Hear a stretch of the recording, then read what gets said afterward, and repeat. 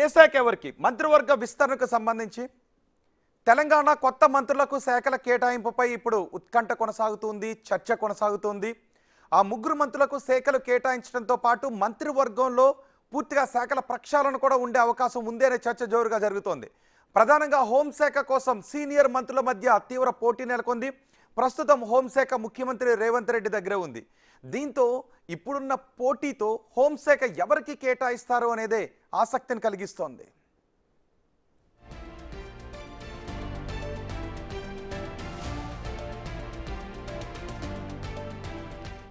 ఇప్పటికే ముఖ్యమంత్రి రేవంత్ రెడ్డి ఏఐసీసీ అధ్యక్షుడు మల్లికార్జున ఖర్గేను, రాహుల్ గాంధీని కూడా కలిశారు.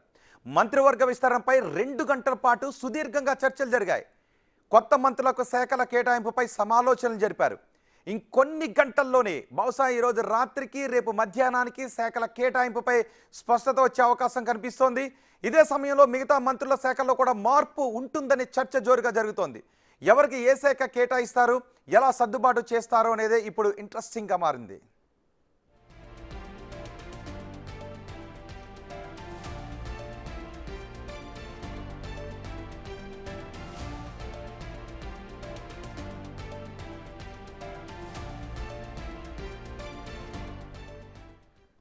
మరోవైపు మంత్రి ఉత్తమ్ కుమార్ రెడ్డి కూడా ఢిల్లీ నుంచి హైకమాండ్ నుంచి పిలుపొచ్చింది.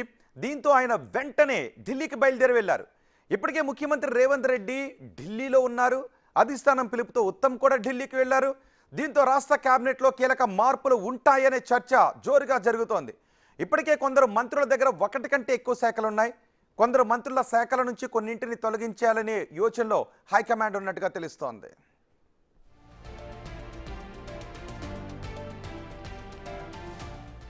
కొత్త మంత్రులకు శాఖల కేటాయింపుకు సంబంధించి పూర్తి సమాచారం మా ప్రతినిధి వాసు అందిస్తారు. వాసు, మంత్రులకు ఏ శాఖలు కేటాయించే అవకాశం ఉంది? ఈసారి హోంశాఖ ఇంకొకరికి ఇచ్చే అవకాశం కూడా ఉందా? రోహిత్, తెలంగాణ మంత్రుల శాఖల కేటాయింపు అనేది చాలా ఉత్కంఠ కొనసాగుతుంది. ఇప్పటికే ప్రమాణ స్వీకారం చేసినప్పటికీ కూడా శాఖల కేటాయింపు కోసం ఢిల్లీలో మంత్రాలు సాగుతున్నాయి. ముఖ్యమంత్రి రేవంత్ రెడ్డి గత 2 రోజులుగా ఆయన ఢిల్లీలో కీలక నేతలతో రాహుల్ గాంధీతో పాటు ఖర్గేతో 2 గంటలు భేటీ అయ్యారు. ఆయన ఈరోజు కూడా అక్కడే ఉన్నారు. కొద్దిసేపటి క్రితమే ఉత్తమ్ కుమార్ రెడ్డి కూడా ఢిల్లీ బయలుదేరి వెళ్ళారు. మరొక న్యూస్ ఏంటంటే ఇక్కడ ఉన్నటువంటి డిప్యూటీ సీఎం బట్టి విక్రమార్క కూడా ఆ ఫోన్ వచ్చినట్టుగా సమాచారం అంతా ఉంది. ఆయన కూడా ఢిల్లీ బయలుదేరుతున్నట్టుగా మనకు సమాచారం అంతా ఉంది. అంటే ఏం జరుగుతుంది అంటే ఒక ఉత్కంఠకరమైనటువంటి వాతావరణం కనిపిస్తూ ఉంది.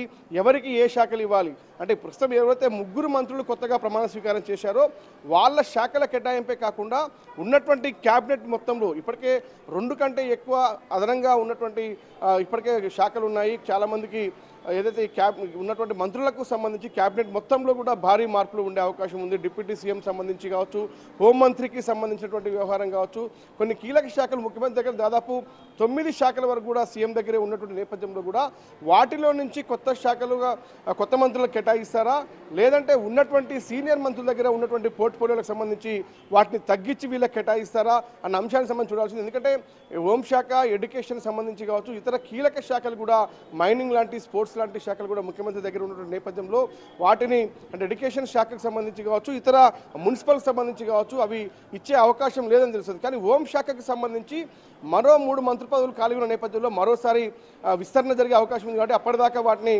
హోంశాఖ అట్నే ఉంటుందా, లేదంటే ఇప్పుడే ఎవరికైనా కేటాయిస్తారా అన్న అంశానికి సంబంధించి కూడా ఒక ఉత్కంఠ వాతావరణం కొనసాగుతుంది. మంత్రులైతే చాలామంది సీనియర్లు హోంశాఖ తమకు కావాలంటూ కూడా వాళ్ళు పట్టుబడుతున్నట్టుగా సమాచారం వస్తుంది. ఇంకా కొత్తగా బాధ్యతలు చేపట్టినటువంటి మంత్రులు ఎవరైతే ప్రమాణ స్వీకారం చేశారో వివేక్ కావచ్చు, హరికృష్ణ కావచ్చు, మరోపక్క వీళ్ళు 3 కూడా ఎవరైతే ఉన్నారో వాళ్ళకు సంబంధించి కూడా కొన్ని కీలక శాఖల కోసం ప్రయత్నాలు సాగిస్తారు. ఇప్పటికే వివేక్ ఆయన ఢిల్లీ వెళ్ళారు. ఢిల్లీలో నిన్న కొంతమంది కీలక నేతని కలిశారు. ఆయన ఎడ్యుకేషన్ అడుగుతున్నట్టుగా సమాచారం అందుతుంది. అంటే ఒక్కొక్కరు శాఖకు సంబంధించి కూడా వాళ్ళు ఇప్పటికే వాళ్ళ సంబంధించిన కూడా సంప్రదింపులు చేస్తున్నట్టుగా సమాచారం అంతా ఉంది. వాసు, నిజానికి మంత్రివర్గ విస్తరణకు సంబంధించో కేబినెట్ కూర్పుకు సంబంధించో ఇంత హడావుడి జరుగుతూ ఉంటుంది. 3కి మంత్రి పదవులు ఇచ్చేసిన తర్వాత ప్రమాణ స్వీకారం అయిపోయిన తర్వాత శాఖల కేటాయింపు అనేది చాలా ఈజీగా జరిగే అంశం. కానీ శాఖల కేటాయింపు దగ్గర ఈ స్థాయిలో లాబింగ్ జరుగుతోంది, ఈ స్థాయిలో హడావుడి జరుగుతోంది అంటే ఎలా చూడాలి దాన్ని? ఇప్పుడు ఏదైతే ఆర్థిక శాఖకు సంబంధించి డిప్యూటీ సీఎం బట్టి విక్రమార్క దగ్గర ఉంది, ఆయన ఆ శాఖను వదులుకోవడానికి సిద్ధంగా ఉన్నట్టుగా సమాచారం అందుతుంది. మరోపక్క సినిమాటోగ్రఫీకి సంబంధించి కోమటిరెడ్డి వెంకటరెడ్డి కూడా ఆ శాఖ గత కొంతకాలంగా తనకు వద్దనే వాదన వినిపిస్తోంది. ఇక ఉత్తమ్ కుమార్ రెడ్డికి సంబంధించి కూడా ఇప్పటికే ఇరిగేషన్తో పాటు మరోపక్క ఆయన దగ్గర ఉన్నటువంటి మరో శాఖకు సంబంధించి కూడా ఆయన వద్దనే అంశానికి సంబంధించి కూడా చెప్తున్నట్టుగా తెలుస్తూ ఉంది. అంటే సివిల్ సప్లైకి సంబంధించి ఆయన వదులుకునేందుకు సిద్ధంగా ఉన్నట్టుగా తెలుస్తుంది. ఇక జూపెల్లికి సంబంధించి చూసినట్టయితే 2 కీలక శాఖలు, ఎక్సైజ్తో పాటు పర్యాటక శాఖ, అలా ప్రతి మంత్రి దగ్గర కూడా అదనంగా కీలక శాఖలు ఉన్నటువంటి నేపథ్యంలో కూడా అవి ఎవరికి తొలగించి ఎవరికి ఇవ్వాలి అన్న అంశానికి సంబంధించి కూడా ఎవరు దానికి సమర్థులు, ఎవరికి ఇస్తే అది పాలనాపరంగా ఎవరు ముందు సీనియర్లు ఎవరు అనేది ఇరిగేషన్ సంబంధించి కూడా తుమ్మలకు ఇచ్చే అవకాశం ఉందని కూడా చాలా పెద్ద ఎత్తున కూడా ప్రచారం సాగుతున్న నేపథ్యం కనిపిస్తుంది. అంటే రకరకాలుగా అంటే కొంతమంది మేజర్ శాఖ వదులుకుంటే హోంశాఖ కావాలని కూడా కోరుతున్నటువంటి పరిస్థితి కూడా కనిపిస్తూ ఉంది. కాబట్టి ఇవన్నీ సమీకరణాల నేపథ్యంలో వారి వారి అభిప్రాయాలను ఇప్పటికే అధిష్టానం సేకరించింది. కానీ దాదాపుగా ఏ క్షణమైనా కానీ శాఖల కేటాయింపులకు సంబంధించి కొత్త మంత్రులతో పాటు ఎవరైతే సీనియర్ మంత్రుల శాఖలు కూడా భారీగా మార్పు ఉంటుందన్న చర్చ సో అంటే ఈ రోజు సాయంత్రానికి అర్ధరాత్రికి రేపు మధ్యాహ్నానికి పూర్తి క్లారిటీ వచ్చే అవకాశం ఉందా? ఎస్, ఎందుకంటే ఉత్తమ్ కుమార్ రెడ్డి కొద్దిసేపటి క్రితమే బయలుదేరి వెళ్ళారు కాబట్టి ఆయన ఈరోజు రాత్రికి అక్కడ చేరుకున్న తర్వాత కూడా రేపు కీలక నేతలతో భేటీ అయ్యే అవకాశం ఉంది. కాబట్టి రేవంత్ రెడ్డి కూడా ఈరోజు రాత్రి అక్కడే బస చేస్తున్నారు. కాబట్టి మరొకసారి ఏఐసిసి నేతలతో కూడా మళ్ళీ వీళ్ళంతా చర్చించే అవకాశం ఉంది. ఇప్పుడు బట్టి కూడా ఢిల్లీ బయలుదేరి వెళ్తారన్నటువంటి ఊహాగానాలు ఇక్కడ వ్యక్తమవుతా ఉన్నాయి సెక్రటరీకి సంబంధించి. కాబట్టి ముగ్గురు అక్కడికి వెళ్తే చాలా సీనియర్ నేతలు, కీలక నేతలు కాబట్టి అక్కడ ఉన్నటువంటి ఢిల్లీ నేతలతో మరోసారి చర్చించి కూడా శాఖల కేటాయింపు పైన ఫైనలైజ్ చేసే అవకాశం ఉంది. రేపు మధ్యాహ్నానికి ఒక క్లారిటీ వచ్చే అవకాశం ఉంది. లేదా ఉత్తమ్ కుమార్ రెడ్డి మాత్రం ఆయన శ్రీశైలం సంబంధించినటువంటి వాసు మీరు కొద్దిసేపు అందుబాటులోనే ఉండండి. ఒక బిగ్ బ్రేకింగ్ న్యూస్ ఢిల్లీకి చేరింది తెలంగాణ రాజకీయం. మంత్రివర్గ విస్తరణ జరిగిన తరువాత ఇప్పటికే మంత్రివర్గంలో చోటు కోసం ఆశించిన వాళ్ళు అలకల మీద ఉంటే మంత్రి పదవులు ఎవరికి ఏది కేటాయించాలి అన్న దానిపై మరొక లాబింగ్ కూడా జరుగుతుంది. మొత్తం ఇప్పుడు రాజకీయం అంతా కూడా ఢిల్లీకి చేరింది. ఇప్పటికే ఢిల్లీలో ఉన్నారు ముఖ్యమంత్రి రేవంత్ రెడ్డి. ఢిల్లీకి బయలుదేరి వెళ్లారు కొద్దిసేపటి క్రితం ఉత్తమ్ కుమార్ రెడ్డి. అలాగే మరికొద్దిసేపట్లో డిప్యూటీ సీఎం బట్టి విక్రమార్క కూడా ఢిల్లీకి బయలుదేరి వెళ్లబోతున్నట్టుగా తెలుస్తోంది. మరి కాసేపట్లో ఢిల్లీకి డిప్యూటీ సీఎం బట్టి విక్రమార్క వెళ్లబోతున్నారు. కొత్తగా ప్రమాణం స్వీకారం చేసిన మంత్రులకు ఏ శాఖలు ఇవ్వాలని కేబినెట్ సబ్ కమిటీ సమావేశంలో ఉండగానే బట్టి విక్రమార్కకు హైకమాండ్ నుంచి ఫోన్ వచ్చింది. మరి కొద్దిసేపట్లోనే బట్టి విక్రమార్క ఢిల్లీకి బయలుదేరి వెళ్లబోతున్నట్టుగా తెలుస్తోంది. కొత్త మంత్రులకు శాఖల కేటాయింపు విషయంపై ఢిల్లీలో కసరత్తు జరుగుతోంది. ముఖ్యమంత్రి 2 రోజుల నుంచి ఢిల్లీలోనే ఉన్నారు. ఉత్తమ్ ఢిల్లీకి బయలుదేరి వెళ్లారు. ఇప్పుడు బట్టి వెళ్తున్నారు. పాత మంత్రుల శాఖలో మార్పులు చేర్పులపై కసరత్తు జరుగుతోంది. పాత మంత్రుల దగ్గర నుంచి ఆయా మంత్రిత్వ శాఖలను కొన్నిటిని తొలగించి కొత్త మంత్రులకు ఇస్తారా, వాటిని ఇవ్వడంతో పాటు పాత మంత్రుల శాఖలు కూడా వాటిని షఫుల్ చేస్తారా అనే విషయంపై కూడా ఇప్పుడు చర్చ జరుగుతుంది. ఎస్, మా ప్రతినిధి వాసు మనకు అందుబాటులోనే ఉన్నారు. వాసు, బట్టి విక్రమార్క కూడా హడావుడిగానే ఇప్పుడు ఢిల్లీకి బయలుదేరి వెళ్తూ ఉన్నారు. సో ఏం జరగబోతుంది అంటే ఈ అర్ధరాత్రికే ఒక క్లారిటీ వచ్చే అవకాశం కనిపిస్తూ ఉందా? బట్టి విక్రమార్కను కూడా ఢిల్లీకి పిలిచారు అంటే ఎలా చూడాలి?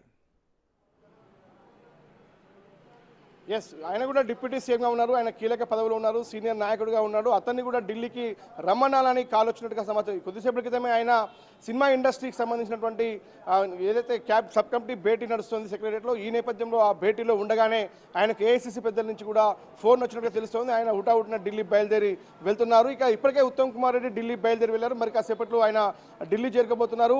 అక్కడ రేవంత్ రెడ్డితో కలిసి వీళ్ళు ఏదైతే ఏఐసిసి నేతలతో భేటీ అవుతారా, ఎందుకంటే ఈ రోజు రాత్రికి వాళ్ళు ఢిల్లీ అర్ధరాత్రి వరకు కూడా ఢిల్లీ చేరుకున్న తర్వాత కూడా రేపు భేటీ అయ్యే అవకాశం ఉంది. రేపు ఉదయం భేటీ తర్వాత ఒక కీలక నిర్ణయానికి వచ్చే అవకాశం ఉంది. ఇక ప్రధానంగా వచ్చినటువంటి ముగ్గురు మంత్రులకు సంబంధించినటువంటి ఏదైతే వాళ్ళ శాఖల కేటాయింపుతో పాటు ఎవరైతే ఆశావాహులకు సంబంధించి ఇప్పటిదాకా మంత్రి పదవి రాలేదో వాళ్ళంతా కూడా అలిగినటువంటి పరిస్థితి కనిపిస్తోంది. వాళ్ళందరినీ బుజ్జగించే ప్రయత్నాలు కూడా ఇప్పటికే అధిష్టానం చేసింది. మొత్తం కీలక నేతల్ని కూడా మంత్రులతో పాటు పార్టీ నేతలు కూడా కలిసి వాళ్ళు బుజ్జగించే ప్రయత్నం చేశారు. కానీ వాళ్లకు సంబంధించి వాళ్ళకి ఏ విధంగా న్యాయం చేయాలి, వాళ్ళ డిమాండ్లకు సంబంధించి ఏ విధంగా పరిష్కారం చేయాలి అంటే ఖచ్చితంగా ఇక్కడ వర్కింగ్ ప్రెసిడెంట్లతో పాటు చీఫ్ విప్ పదవులతో పాటు కొన్ని కీలక పోస్టులు కూడా ఉన్నాయి. క్యాబినెట్ ర్యాంకుకు సమానంగా ఉండే విధంగా ఏదైతే పోస్టులు ఉన్నాయో వాళ్ళను ఏ విధంగా బుజ్జగించాలి, లేదా మరోసారి అవకాశం కల్పించే అంశానికి సంబంధించి ఆ శాఖలు కూడా ఆపాలి. కాబట్టి వాళ్ళకి ఏ శాఖలు కేటాయించాలి అంటే పూర్తి స్థాయిలో కూడా ఎవరికి ఎలాంటి ఇబ్బంది లేకుండా కొత్త మంత్రులకు ఏదైతే శాఖల కేటాయింపుతో పాటు ఉన్నటువంటి సీనియర్ మంత్రుల దగ్గర ఉన్నటువంటి అదనంగా ఉన్నటువంటి శాఖలను కూడా అడ్జస్ట్మెంట్ చేసే అంశానికి సంబంధించి చాలా పెద్ద ఎత్తున కూడా ఢిల్లీలో ఈ భేటీలు జరుగుతున్నాయి కాబట్టి కీలక నేతలందరికీ ఫోన్ కాల్స్ వస్తూ ఉన్నాయి. రేపు మధ్యాహ్నానికి అయితే ఒక క్లారిటీ వచ్చే అవకాశం అయితే కనిపిస్తా ఉంది. రైట్ వాసు, మొత్తానికి మంత్రులకు శాఖల కేటాయింపు రాజకీయం హస్తనకు చేరింది. ఈ రోజు అర్ధరాత్రికి లేదా రేపు మధ్యాహ్నానికి కొత్త మంత్రులకు శాఖల కేటాయింపు అలాగే పోర్ట్ఫోలియోల షఫ్లింగ్ కు సంబంధించి ఒక పూర్తి క్లారిటీ వచ్చే అవకాశం